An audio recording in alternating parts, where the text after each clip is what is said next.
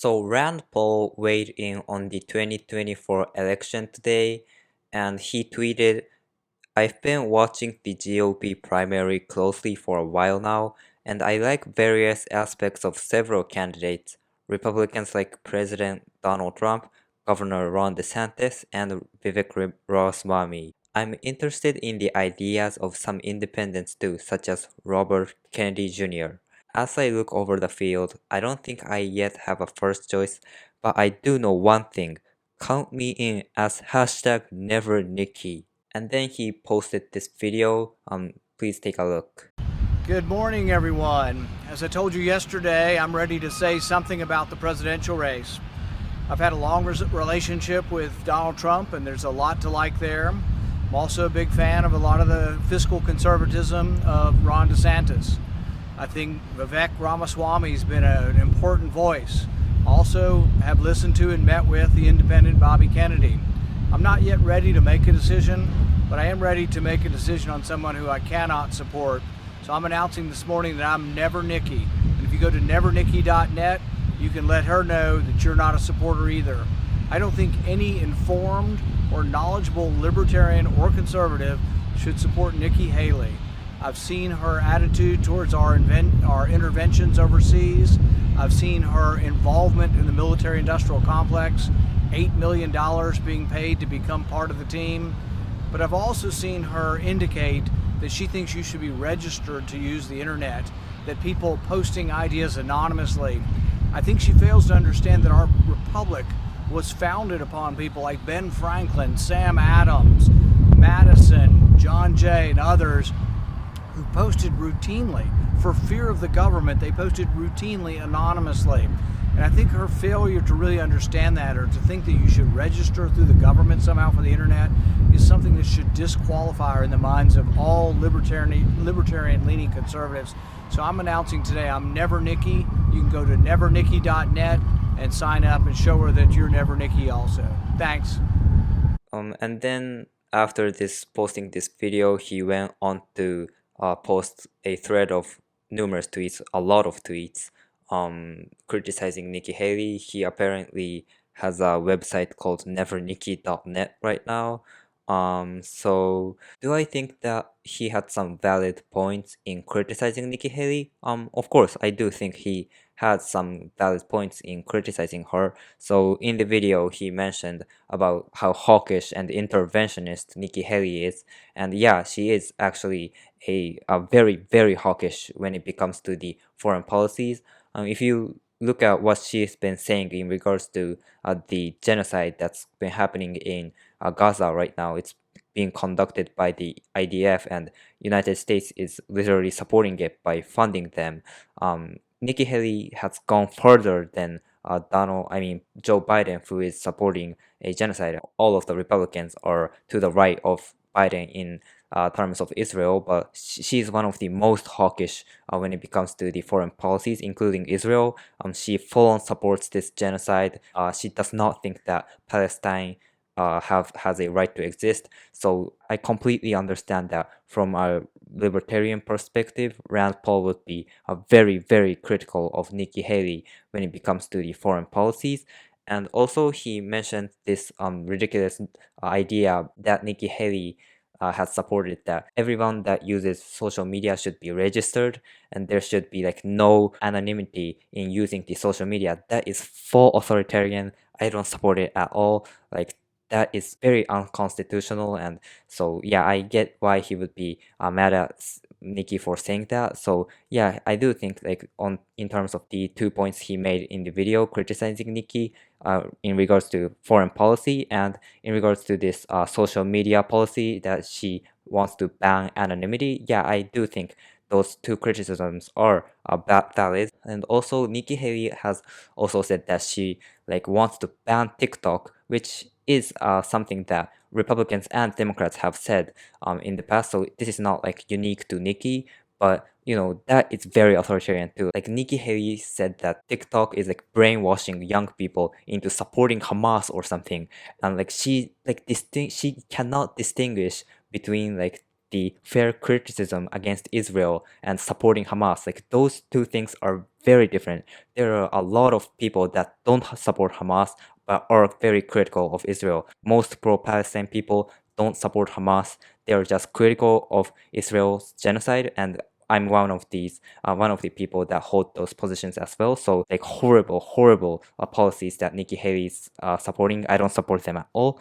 But I do have to say that so Rand Paul said that he thinks that Trump or DeSantis or Ramaswamy or Bobby Kennedy, those four are the like four candidates that he's considering supporting. But they are also like very authoritarian, even more than Nikki Haley in some policies. So I do have to point out this hypocrisy that Rand Paul is putting out there. For example, like few years ago, there were a lot of riots happening after the killing of George Floyd in relation to this Black Lives Matter protests. And I don't support riots. I do support 100% the peaceful protests calling for the justice for George Floyd and many of the black lives that have been killed by these horrible police. So I do support peaceful protests, but I don't support riots. I want to make that clear. But a few years ago when this happened, Trump was the president, and he said something like he's considering deploying US military into the cities to crack down on these riots. And I'm not sure if he actually did that. I haven't followed that closely, but he did say something like that. And then this notion that military should be the ones that are dealing with these riots, like that in itself is like very authoritarian. The job of the military is to protect the country from the outside. Like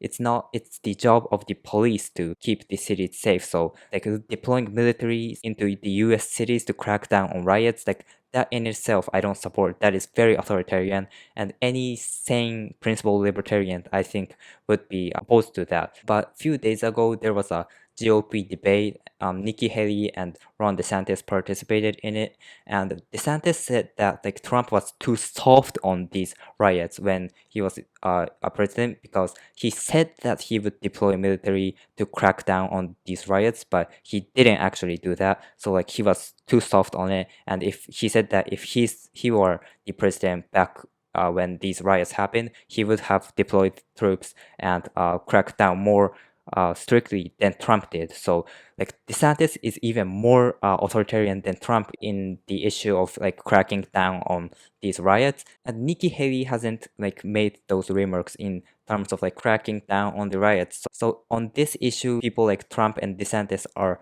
more authoritarian than Nikki Haley. So people like Trump and DeSantis say that they're only going to use military to crack down on these riots, but like if you think that they're not gonna crack down on these peaceful protesters and they're just gonna crack down only for these violent riots, I have a bridge to sell you. Like that is not what they're going to do. They're 100% going to crack down on the peaceful protesters using these US military, which is complete violation of First Amendment and is very unconstitutional.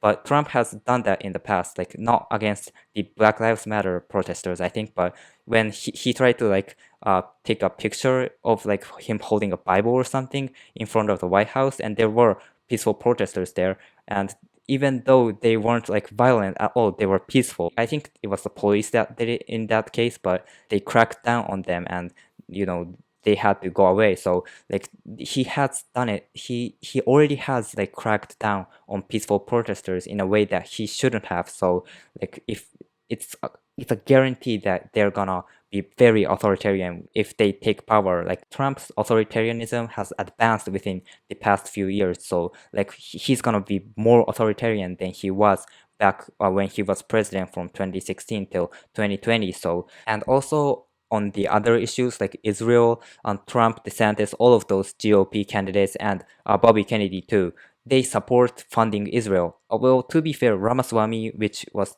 one of the candidates that Rand Paul named, he's not like as hawkish on Israel as these other three, but these other three, they full on support funding Israel, like genocidal, like not as much as Nikki Haley, but still interventionist and genocidal. So like on these issues, like I mentioned two right now. So on the issue of how to deal with these riots and on the foreign policies, including Israel. Trump and DeSantis are as authoritarian as Nikki Haley on these issues, and even more authoritarian than Nikki Haley in terms of like cracking down on these protests. So if you look at like Rand Paul's tweets and the video that I showed you earlier, he says that like Trump and DeSantis are very good conservatives, and I'm conflicted on which one I should support. Like no, no, no. Like if you are a libertarian, you should not like support DeSantis or Trump. Like many of the things that they are saying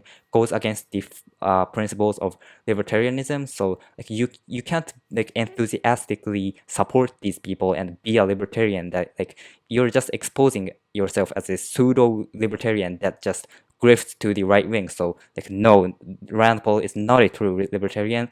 And like sure, you can make a case that like Trump is the lesser of the two evils when it comes to Trump versus Biden. Like obviously Trump or DeSantis, they're both like pro deregulating in terms of economic policies, cutting welfare, like those kinds of economic libertarianism. So I get that like you can make a case that he's the lesser of the two evils, but you can't whitewash the authoritarian aspects or components that they're putting out there. So trying to like portray those two as like a true conservative that libertarians can support, like that is a very dishonest thing to do. It's not just Rand Paul that's doing like this whitewashing of these right-wing politicians, authoritarian components. Many libertarians in the United States unfortunately engage in these kinds of rhetoric. Many of them value economic libertarianism, but they seem to not care about libertarianism in other issues.